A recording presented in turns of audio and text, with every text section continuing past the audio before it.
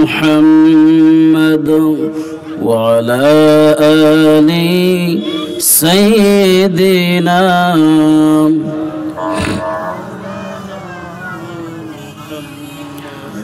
কোন একদিন এদেশের আকাশে কালিমার পতাকা দুলবে, সেদিন সবাই খোদাই বিধান পেয়ে দুঃখ বেদনা ভুলবে। সেদিন সবাই কোরআনি বিধান পেয়ে দুঃখ বেদনা ভুলবে। সেদিন আর হবে না হাহাকার, অন্যায় জুলুম অবিচার, থাকবে না অনাচার দুর্নীতি কদাচার, সকলেই শান্তিতে থাকবে। সেদিন সবাই খোদাই বিধান পেয়ে দুঃখ বেদনা ভুলবে। একাকী নিরমণি নির্জন পথে যাবে, কোন জন কটু কথা কবে না, কোন জন কোনখানে সম্পদের মোহে খুন রাহা জানি হবে না। সেই দিন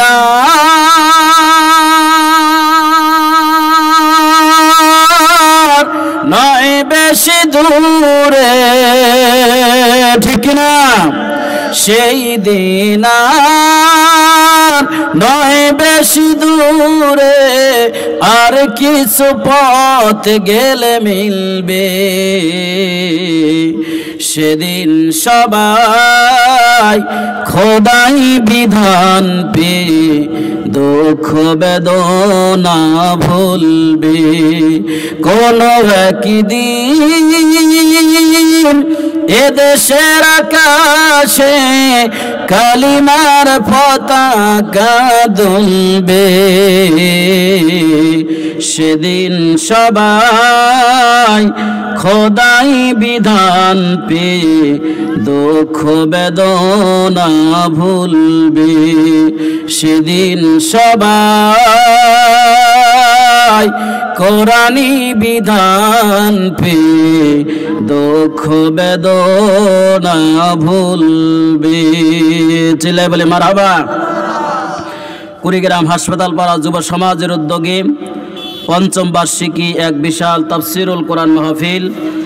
আজকের এই তাফসিরুল কোরআন মাহফিলের সম্মানিত সুযোগ্য সভাপতি উস্তাজুল মুকাররম, আমার প্রাণপ্রিয় উস্তাদ মাওলানা মোহাম্মদ আলিনুর রহমান, উপাধ্যক্ষ কুড়িগ্রাম আলিয়া মাদ্রাসা। আল্লাহ তাআলা হুজুরের হায়াতে তৈয়বা সেহাতে কুল্লিয়া দান করুন, চিৎকার দিয়ে পড়ে আমিন। আজকের তাফসিরুল কোরআন মাহফিলের প্রধান অতিথি জনাব আলহাজ মোহাম্মদ সোহেল হোসাইন কাইকোবাদ, সদস্য সচিব জেলা বিএনপি কুড়িগ্রাম।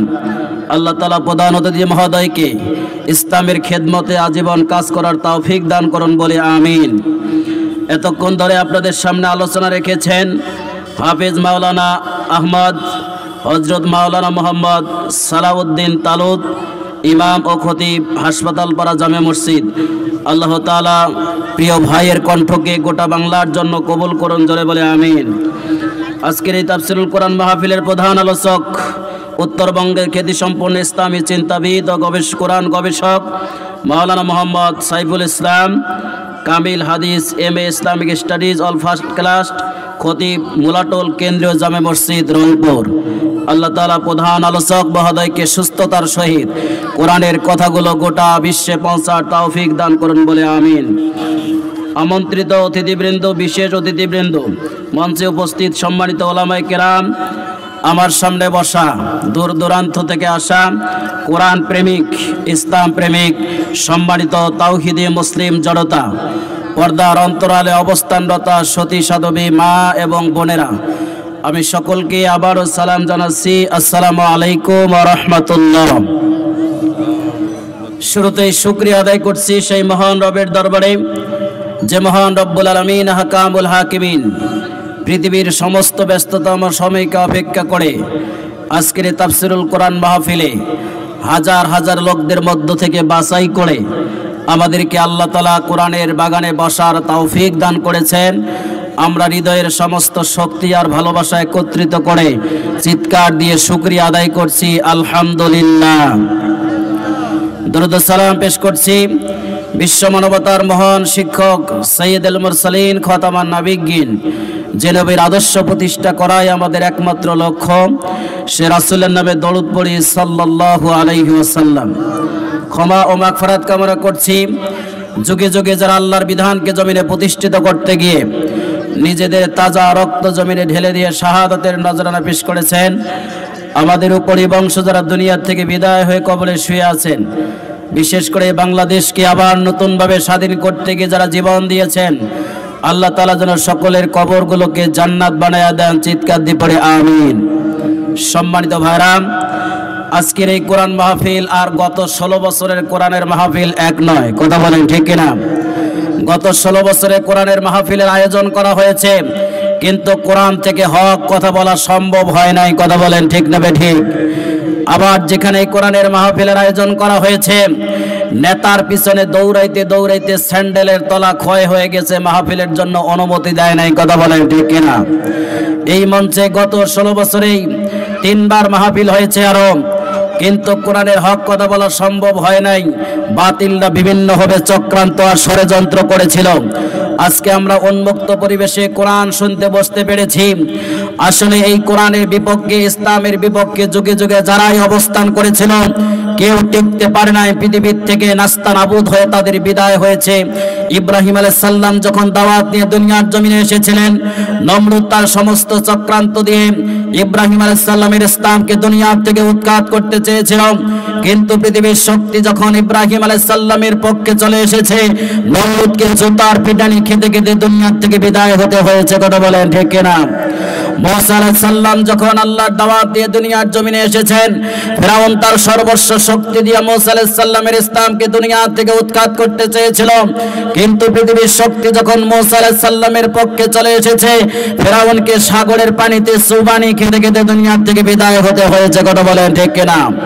আল্লাহ রাসূল সাল্লাল্লাহু আলাইহি সাল্লাম যখন কোরআনের দাওয়াত দিয়ে দুনিয়ার জমিনে এসেছেন, ইসলাম প্রতিষ্ঠার জন্য কাজ করা শুরু করে দিয়েছেন, আবু জাহেল, উতবা, সাহেবাদের পক্ষ থেকে বিশ্ব নবীর দাওয়াতকে দুনিয়া থেকে বন্ধ করে দেওয়ার জন্য তারা নির্মমভাবে জুলুম আর নির্যাতনের স্টেমরোলার চালিয়েছিল, কিন্তু পৃথিবীর শক্তি যখন বিশ্ব নবীর পক্ষে চলে এসেছে, আবু জাহেল, উতবা, সাহেবাদেরকে বালিশ ছাড়া যুদ্ধের ময়দানে শোয়ায় দেওয়া হয়েছে, কথা বলেন ঠিক কিনা?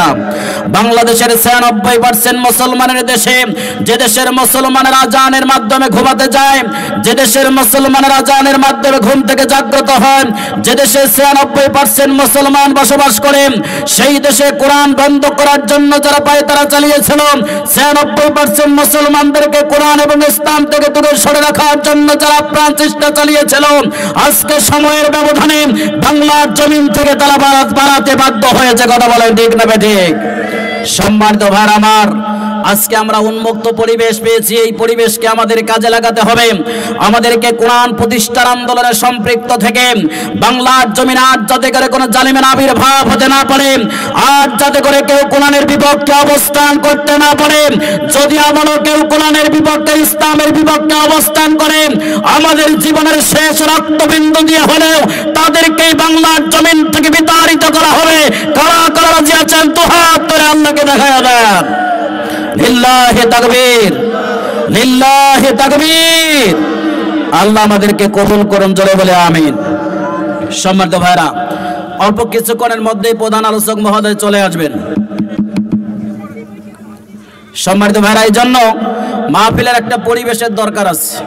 আমরা উপস্থিত যে কয়জনে হয়েছি একটা সুন্দর পরিবেশের দরকার আছে না নাই?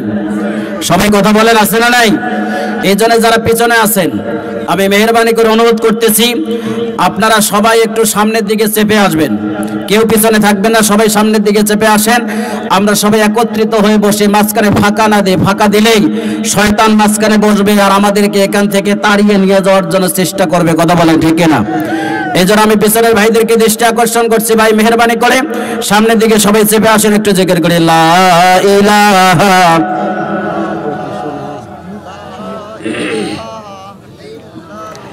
জোরে লা ইলাহা। এই যে পিছনের লোকগুলো ভাই, এই যে আমার হাতের ডাইন পাশে জায়গাটা খালি আছে, পিছন থেকে বাবাজি এখানে আসেন, এই জায়গায় আসেন, এই জায়গাটা খালি আছে, আপনারা এখানে আসেন না? একটু পরিবেশটা সুন্দর করে আমরা মাহফিলের পরিবেশটা ফিরাই দেব প্রধান আলোচকের জন্য।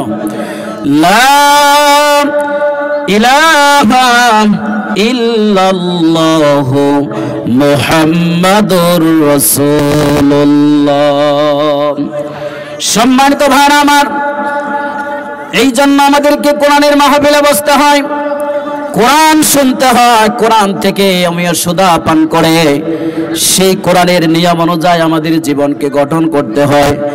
আল্লাহ রাব্বুল আলামিন কোরআনুল কারীম দুনিয়ার জমিনে পাঠিয়ে দিয়েছেন বিশ্ব মানবতার মুক্তির জন্য। বিশ্ব মানবতা যাতে করে সুন্দর পথ একটা পেতে পারে, যাতে করে জাহান্নাম থেকে মুক্ত হয়ে জান্নাতের পথে জীবন পরিচালনা করতে পারে, এই জন্য আল্লাহ তাআলা নবীজির মাধ্যমে আমাদেরকে কোরআন দিয়েছেন। আজ থেকে ১,৫০০ বছর পূর্বে যেই সময়টাকে জাহেলিয়াতের সমাজ ব্যবস্থা বলা হতো, যেই সময়টাকে জাহেলিয়াত অন্ধকারের যুগ বলা হতো, এই অন্ধকারের যুগটাকে পরিবর্তন করে দেয়া একটা আলোকিত সমাজ উপহার দেওয়ার জন্য আল্লাহ রাব্বুল আলামিন বিশ্ব নবীজিকে দুনিয়ার জমিনে তৈরি করেছেন। নবীজি দুনিয়ার জমিনে এসে মানবতাকে কল্যাণের দিকে ফিরিয়ে নিয়ে আসার জন্য অন্যায়, অবিচার, দুর্নীতি, কদাচার, জুলুম, নির্যাতনের হাত থেকে মানুষকে ফিরিয়ে নিয়ে আসার জন্য তিনি কাজ করেছেন। 17 বছর পর্যন্ত চেষ্টা করেছেন, ব্যক্তিগতভাবে সম্ভব হয় নাই। 17 বছর বয়সে তিনি একটা দল গঠন করেছেন, হিলফুল ফুজুল নাম দিয়েছেন সংগঠনের। সেই দলীয় পদ্ধতিতে অন্যায় বন্ধ করার জন্য চেষ্টা করেছেন, কিন্তু সেই দলীয়ভাবে অন্যায় বন্ধ করা সম্ভব হয় নাই। 40 বছরের এক মুহূর্তে আল্লাহর দরবারে ধ্যানমগ্ন হয়ে হেরা গুহায় পড়ে গেলেন। আল্লাহ রাব্বুল আলামিনের কাছে আবেদন করলেন, আয় আল্লাহ তাআলা, মানুষ তৈরি করেছে তুমি, এই মানবতাকে কিভাবে সঠিক পথের নির্দেশনা দেওয়া যাবে, কিভাবে সঠিক পথে ফিরিয়ে নিয়ে আসা যাবে, তোমার পক্ষ থেকে নীতিমালা পাঠিয়ে দাও। আল্লাহ রাব্বুল আলামিন রাসূলকে 40 বছর বয়সে নবুয়ত দিয়ে দিলেন, রিসালাত দিয়ে দিলেন। সঙ্গে সঙ্গে বিশ্ব মানবতার মুক্তির জন্য, জুলুম, নির্যাতন, অন্যায়ের হাত থেকে মানুষকে মুক্ত করার জন্য আল্লাহর পক্ষ থেকে কোরআনুল কারীম নামক কিতাব নাজিল করে দিলেন। জোরে বলুন সুবহানাল্লাহ। আল্লাহ রাসূল 40 বছর পর্যন্ত চেষ্টা করেছেন, কোন অন্যায় বন্ধ করতে পারেন নাই। জমিন থেকে অন্যায়কে বন্ধ করার জন্য, জুলুম, নির্যাতন বন্ধ করার জন্য আল্লাহর পক্ষ থেকে কিতাব নাজিল করে দেওয়া হলো, কোরআন নাজিল করে দেওয়া হলো। এই কোরআন দিয়ে তিনি যখন মানবতাকে সত্য পথের সন্ধান দেওয়ার জন্য, সঠিক রাস্তায় মানবতাকে পরিচালিত করার জন্য কাজ করা শুরু করে দিলেন, আবু জেহেল, উতবা সাহেবাদের পক্ষ থেকে চতুর্দিক থেকে নির্যাতনের স্টিম রোলার চালানো হলো। 40 বছর পর্যন্ত তিনি মানুষের সামনে কথা বলেছেন, কিন্তু কেউ বিরোধিতা করে নাই। 40 বছর পর যখন কোরআন দিয়ে দাওয়াত দেওয়া শুরু করেছেন, চতুর্দিক থেকে জুলুম আর নির্যাতনের স্টিম রোলার রাসূলের উপরে চালানো হয়েছে। কথা বলেন ঠিক কিনা? সম্মানিত ভাইরা আমার, কিভাবে জুলুম আর নির্যাতন করা হয়েছে আমরা বাংলার জমিনে গত 16 বছরে দেখেছি। যারাই কোরআনের হক কথা বলেছে, কোরআন প্রতিষ্ঠার কথা বলেছে, এই কোরআন দিয়ে ব্যক্তি চলবে, পরিবার চলবে, সমাজ চলবে, রাষ্ট্র চলবে, এই পক্ষে যারা কথা বলেছে, বাংলাদেশের অহংকার, গোটা পৃথিবীর কোরআনের পাখি যাকে আমরা বলি, শহীদ আল্লামা দিলওয়ার হোসেন সাইদি রহিমাহুল্লাহর মতো মানুষকে তারা 13 বছর জুলুম আর নির্যাতন করার পরে প্রহসনের চিকিৎসার নামে তাকেও শহীদ করে দিয়েছে। কথা বলেন ঠিক কিনা?